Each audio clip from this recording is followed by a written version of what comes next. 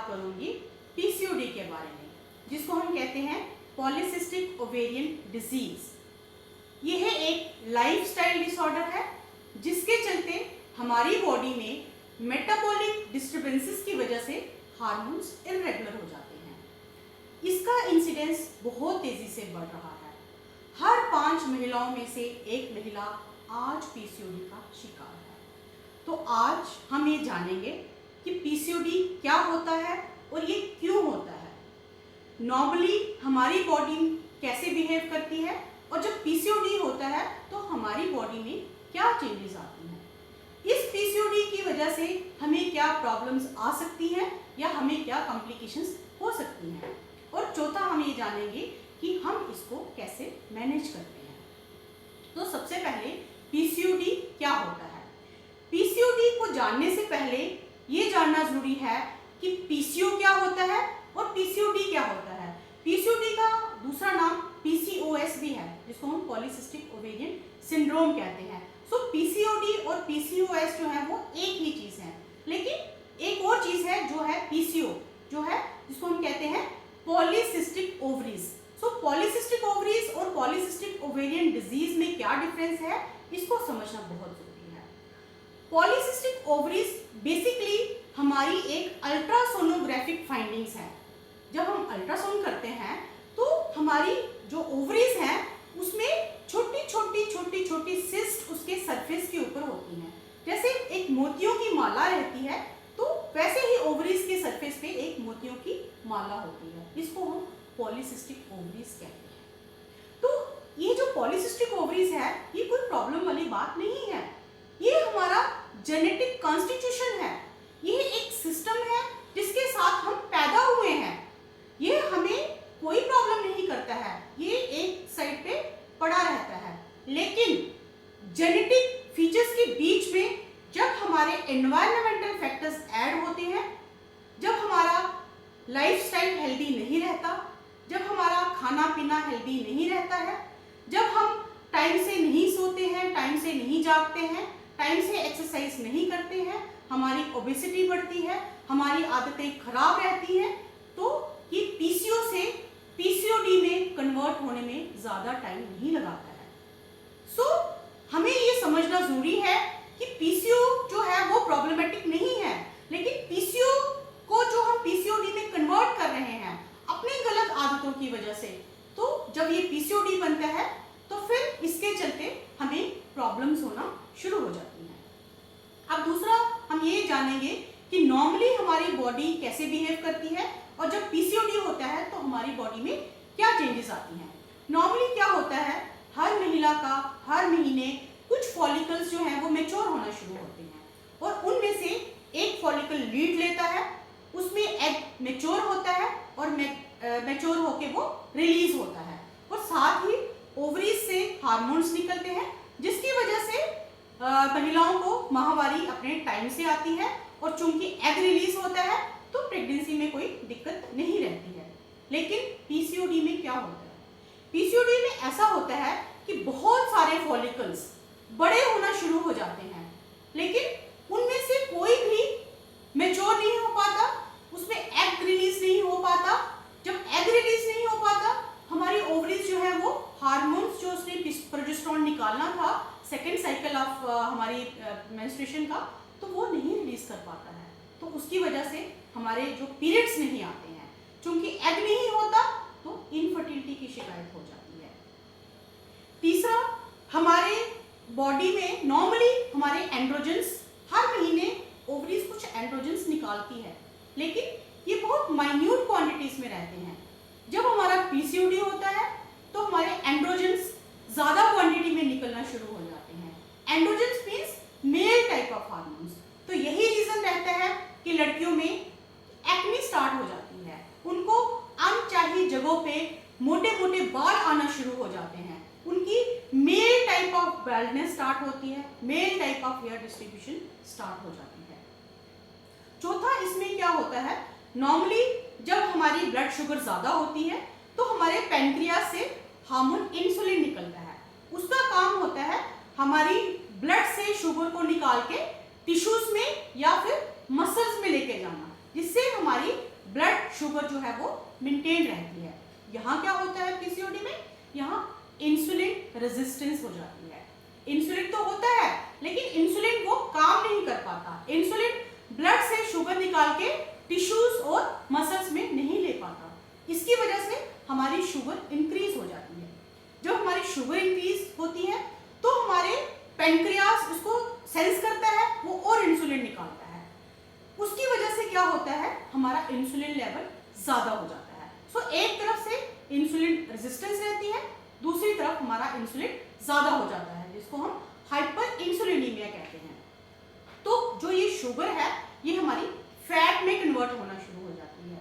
उसका रिजल्ट ये होता है कि ओबेसिटी होना शुरू हो जाती है। जब ओबेसिटी होती है तो पीसीओडी की वर्सनिंग होना शुरू हो जाती है, पीसीओडी और ज्यादा शुरू हो जाता है। पीसीओडी ज्यादा होता है, उसकी वजह से ओबेसिटी होना शुरू हो जाती है। तो एक विशियस साइकिल जैसे बन जाता है। तो ये चेंजेस हैं जो हमारी पीसीओडी में हमारी बॉडी में होती हैं। तीसरा अब हम बात करेंगे कि पीसीओडी की वजह से हमारी बॉडी में क्या चेंजेस आती हैं, हमें क्या प्रॉब्लम्स होती हैं, हमें क्या कॉम्प्लिकेशंस हो सकती हैं। तो ये हमेशा एज रिलेटेड चेंजेस होती हैं। यंग एडोलेसेंट की बात करें उसमें चेंजेस कुछ और होंगी, मैरिड महिलाओं में चेंजेस कुछ और होंगी, और प्री मेनोपॉजल या पेरीमेनोपॉजल फीमेल्स में चेंजेस कुछ और होंगी। सो एडोलेसेंट गर्ल्स में हमारे जो पीरियड्स हैं वो इरेगुलर होना शुरू हो जाते हैं। जैसे मैंने बताया कि हार्मोन्स नहीं निकलते हैं, हमारा प्रोजेस्टेरॉन नहीं होता, 2-2, 3-3 महीने तक इनको माहवारी नहीं आती, और जब फिर माहवारी आती है तो ब्लीडिंग ज़्यादा होती है, काफ़ी दिनों तक ब्लीडिंग होती रहती है। कुछ लड़कियों को तो पीरियड्स टाइम पे आते हैं, लेकिन पीरियड्स के टाइम ब्लीडिंग बहुत कम रहती है। लेकिन एक चीज़ इसमें देखने वाली बात है कि इसमें जो हमारी पीरियड्स हैं वो उसमें पेन नहीं होती है, इसमें डिस्मेनोरिया नहीं होता है। सो माइल्ड टू मॉडरेट पेन होना ये बताता है कि हमारा जो ओव्यूलेशन नॉर्मली हो रहा है। जब पीरियड बिल्कुल पेनलेस होते हैं तो भी हमारा दिमाग खटक जाता है कि कहीं कोई पे प्रॉब्लम है। दूसरा हमारा जब एंड्रोजन जैसे मैंने बताया ज़्यादा हो जाते हैं तो उसमें फेस पे दाने कील मुहासे होना शुरू हो जाते हैं, एक्ने स्टार्ट हो जाती है, फेस पे अनचाही जगहों पे बाल आना शुरू हो जाते हैं क्योंकि एंड्रोजन्स रहते हैं। अपर लिप पे बाल आ जाते हैं, चिन पे बाल आ जाते हैं, ब्रेस्ट पे बाल आ जाते हैं, पेट पे आ जाएंगे, इनर एस्पेक्ट ऑफ थाइस पे आ सकते हैं, या फिर हमारी बैक पे बाल आना शुरू हो जाते हैं। एक और चीज देखते हैं हम कि हमारी जो नेप ऑफ नेक होती है या हमारा जो एक्सिला रहता है, अंडर आर्म्स रहते हैं, वहां पे हमारी स्किन डार्क कलर होना शुरू हो जाती है, जिसको हम अकेंथोसिस नाइग्रिकेंस कहते हैं, जो कि इंसुलिन ज़्यादा होने की वजह से और रेजिस्टेंस होने की वजह से हमारी बॉडी में ये डिस्कलरेशन, ब्लैक कलर की डिस्कलरेशन स्किन में होना शुरू हो जाती है। हमारे मूड डिस्टर्बेंसेस रहते हैं, हेडेक्स रहती है, डिप्रेशन रहता है। तो अगर हम फीमेल्स की बात करें, जो चाइल्ड बेयरिंग एज में, रिप्रोडक्टिव एज में जो फीमेल्स होती हैं, उनमें इनफर्टिलिटी की प्रॉब्लम अक्सर हो जाती है। इनफर्टिलिटी इसलिए होती है क्योंकि जैसे ओव्यूलेशन नहीं होता, एग मैच्योर नहीं होता, तो ये इनफर्टिलिटी, और ये मैं बताऊंगी कि सबसे important treatable cause of infertility है, क्योंकि पीसीओडी में हमें कॉज पता है कि इनफर्टिलिटी क्यों हो रही है, तो वो रिस्पॉन्ड करता है ड्रग्स को। तो अगर महिला प्रेग्नेंट होती है तो भी उसमें प्रॉब्लम होने के चांसेस हो सकते हैं, उसको अर्ली टाइम पे अबॉर्शंस हो सकते हैं, उसको प्रेगनेंसी के दौरान ब्लड प्रेशर ज़्यादा हो सकता है, उसको शुगर ज़्यादा होने की वजह से जेस्टेशनल डायबिटीज़ हो सकती है। तो ये प्रॉब्लम चाइल्ड बेयरिंग एज में महिलाओं को रह सकती है, और लेटर टाइम में उनको डायबिटीज़ भी होने का खतरा रह सकता है। अगर हम प्री मेनोपॉजल या फिर पेरीमेनोपॉजल फीमेल्स की बात करें, क्योंकि इसमें जैसे ओबेसिटी रहती है, ओबेसिटी में हमारे एंड्रोजन्स इंक्रीज होते हैं, एंड्रोजन से हमारे ईस्ट्रोन्स निकलते हैं जो कि हमारे ईस्ट्रोजन्स की तरह एक्ट करते हैं। तो उसमें ईस्ट्रोजन लेवल ज़्यादा होने की वजह से वो प्रॉब्लम्स रहती हैं जो ईस्ट्रोजन ज़्यादा होने की वजह से होती हैं। जैसे हमारा ब्लड प्रेशर इंक्रीज हो सकता है, हमारे यूट्रस के अंदर एक एंडोमेट्रियल लेयर रहती है, उसमें एंडोमेट्रियल कैंसर होने का खतरा हो सकता है, ब्रेस्ट कैंसर का खतरा हो सकता है, ब्लड प्रेशर इंक्रीज होने की वजह से हमारा कोलेस्ट्रॉल इंक्रीज हो सकता है, हमारे कोलेस्ट्रॉल इंक्रीज होने की वजह से हार्ट अटैक के चांसेस हो सकते हैं और स्ट्रोक के चांसेस भी हो सकते हैं। सो हर वर्ग की महिला इससे प्रभावित है। सो हर वर्ग की महिला को इससे चिंता करने की ज़रूरत है। जिन महिलाओं को अपने चाइल्डहुड, अपने बचपन में, रिप्रोडक्टिव एज में पीसीओडी की प्रॉब्लम रही है, उनको अपनी मीनोपॉजल या पेरीमीनोपॉजल एज ग्रुप में इसके लिए ज़्यादा विजिलेंट होने की ज़रूरत है। अब हम बात करेंगे कि हम इसको कैसे मैनेज कर सकते हैं। तो मैं ये कहूँगी कि टिल 2020 हमारे पास इसका कोई क्योर नहीं है। क्योर इसलिए नहीं है क्योंकि हम इसको डिजीज मानते ही नहीं है। पॉलीसिस्टिक ओवरीज के साथ तो हम पैदा हुए हैं, ये तो हमारा जेनेटिक है, लेकिन पॉलीसिस्टिक ओवरीज को पॉलीसिस्टिक ओवेरियन डिजीज कौन बना रहा है? ये हमारा एनवायरनमेंट, हमारा लाइफस्टाइल, यही चीजें हैं जो हमारी पॉलीसिस्टिक ओवेरियन डिजीज बना रही हैं। तो इन्हीं चीजों को करेक्ट करने की जरूरत है। तो उसमें मैं 4 चीजों के बारे में बोलूंगी। एक, हमारा लाइफस्टाइल मॉडिफिकेशन जरूरी है। दूसरा, हमारा हेल्दी डाइट जरूरी है। तीसरी, हमारी एक्सरसाइज। और चौथी, लास्ट में हमारी मेडिसिन आती हैं। सो लाइफस्टाइल में हम जो अपना सीडेंटरी लाइफस्टाइल अपना चुके हैं, इसको हमें चेंज करना है, हमें नेचर को फॉलो करना है। हमारा जो बॉडी है एक मशीन की तरह काम करती है। तो दिन को ये काम करती है, रात को इसको भी रेस्ट चाहिए होती है, इसको भी हीलिंग चाहिए होती है, ये रिजुविनेट होती है। तो हमें चाहिए कि हम दिन को काम करें। तभी तो नेचर ने दिन में लाइट रखी है। दिन में हमारा एनर्जी लेवल ज्यादा होता है, दिन में हमारी दिमाग अच्छी तरह से काम करता है, हमारी सोचने समझने की शक्ति रहती है। रात में अंधेरा होता है, हमारी सोचने समझने की शक्ति कम हो जाती है, हमारा दिमाग इतनी अच्छी तरह से काम नहीं कर पाता, हमारा एनर्जी लेवल कम हो जाता है। सो दिन को काम करें और रात को सोएं, रात को जल्दी सो जाएं, रात को जल्दी खाना खाएं। हमें अपनी नेचर को फॉलो करें। हमारी जो गैजेट्स हैं जो हमें डिस्ट्रैक्ट कर रही हैं, हमारा टीवी, लैपटॉप और सबसे बड़ा जो हमें डिस्ट्रैक्ट करता है वो है हमारा फोन, जो हमारे बेड साइड पे पड़ा होता है। उसको हम अपने से दूर रखें। क्यों? क्योंकि ये जो चीजें हैं ये हमारी ये निकोटीन की तरह एक्ट करती हैं। जैसे निकोटीन होता है, जब हम निकोटीन लेते हैं तो हमें उसके प्लेजरेबल इफेक्ट्स मिलते हैं। क्यों? क्योंकि हमारी बॉडी में डोपामिन रिलीज होता है जो हमें प्लेजरेबल इफेक्ट्स देता है, जिसकी वजह से और ज्यादा निकोटीन लेने की तमन्ना रहती है। तो वैसे ही हमारा फोन भी हमारी बॉडी के अंदर डोपामिन रिलीज करता है, जिससे हमें उसकी एडिक्शन हो जाती है, हमें उसकी लत हो जाती है। बार बार हम फोन को उठा के देखते हैं कि कहीं कोई मैसेज तो नहीं आया, कहीं कोई नई चीज तो नहीं आई है। तो ये एडिक्शन है, इसको अपने से दूर करें। अपनी बॉडी को रिस्पेक्ट दें, क्योंकि बॉडी आपको तभी रिस्पेक्ट देगी अगर आप उसको रिस्पेक्ट दोगे। अगर आप उसको इग्नोर करोगे तो वो आपको डबल इग्नोर करेगी। सो जल्दी सोएं, स्ट्रेस को दूर करें, खुश रहें, हेल्दी लाइफस्टाइल अपनाएं। तो ये चीजें जो हैं वो अपनी दिनचर्या में, डेली रूटीन में ये इंक्लूड करें। दूसरा मैं बात करूंगी डाइट के बारे में। हमारी जो डाइट है वो हेल्दी होनी चाहिए, न्यूट्रिशियस होनी चाहिए, बैलेंस होनी चाहिए और कंप्लीट डाइट होनी चाहिए। और इसके कुछ प्रिंसिपल्स हैं। सबसे पहला प्रिंसिपल तो ये है कि हम होम मेड खाना खाएं, घर का बना हुआ खाना खाएं। क्यों? क्योंकि घर का बना हुआ खाना एक तो वो फ्रेश होता है, उसमें कोई प्रिजर्वेटिव्स नहीं होते, हमें उसका क्वालिटी का पता होता है कि हमने उसमें क्या क्या चीजें डाली हैं, और वो सबसे बड़ी बात कि वो हेल्दी होता है।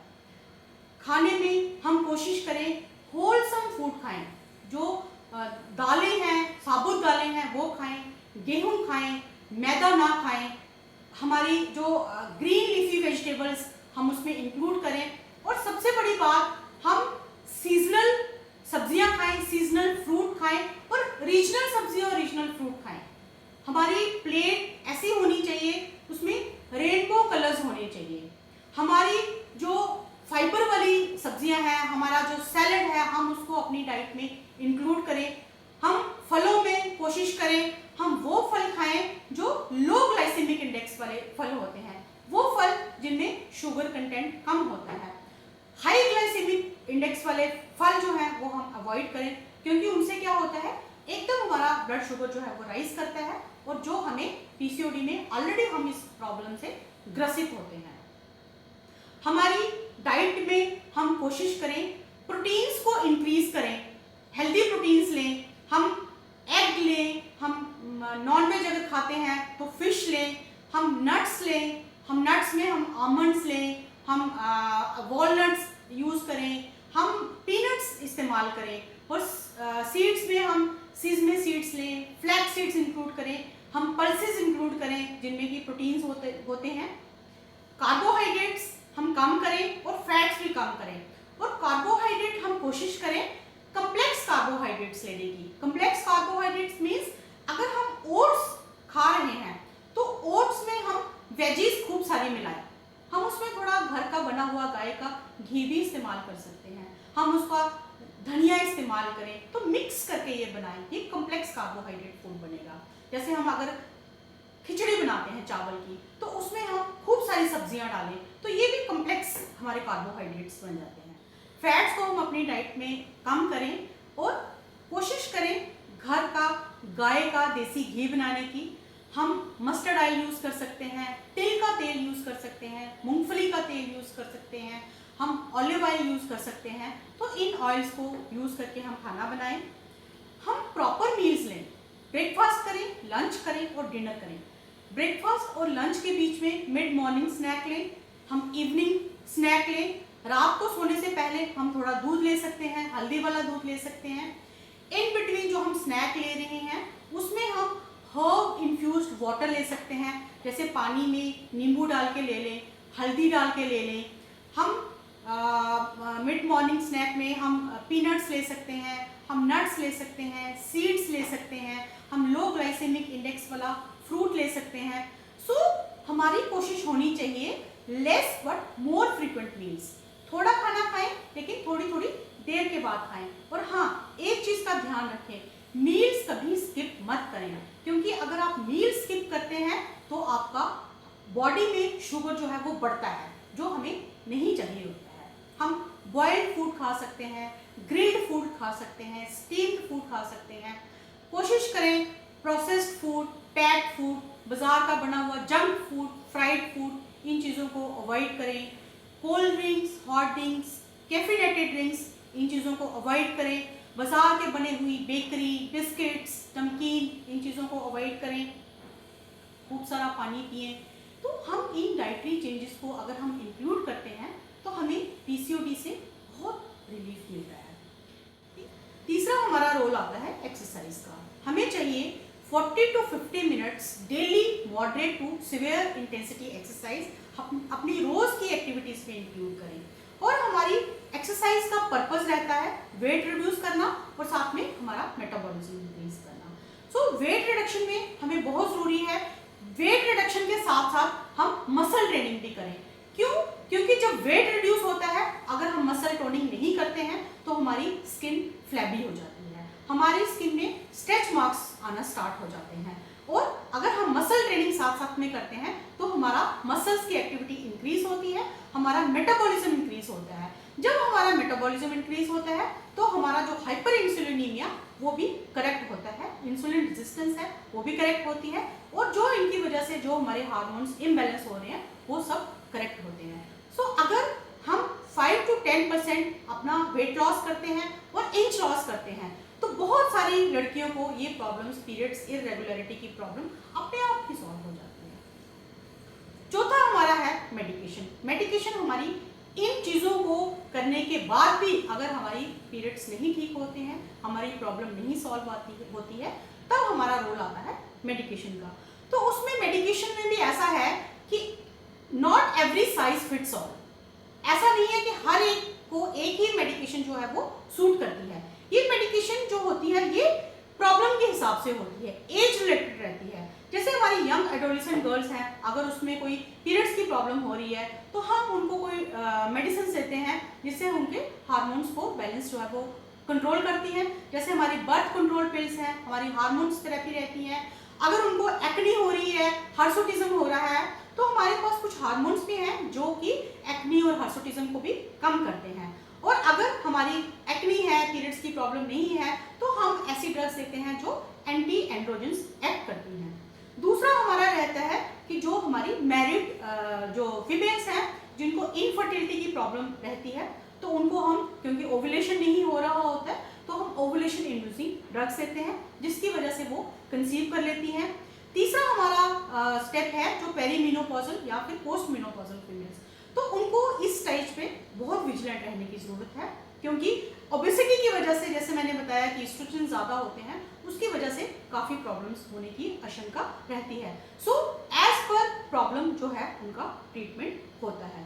सो अंत में मैं यही कहूँगी कि अगर यह एक लाइफस्टाइल डिसऑर्डर है, इसमें हमारे एंडोक्राइन इम्बैलेंस होने की वजह से हार्मोन्स इम्बैलेंस होते हैं। सो पीसीओ जो है, पॉलीसिस्टिक ओवरीज, हमारा बर्थ मार्क है, लेकिन पीसीओ को हमने पीसीओडी में नहीं कन्वर्ट होने देना है, और अगर ये कन्वर्ट हो भी चुकी है तो भी हम इसको कंट्रोल कर सकते हैं हमारी लाइफस्टाइल मॉडिफिकेशन से, हमारा डाइटरी हैबिट से, हमारी एक्सरसाइज से, हमारा स्ट्रेस फ्री लाइफ से, खुश रहने से, अपनी आदतें चेंज करने से। Thank you.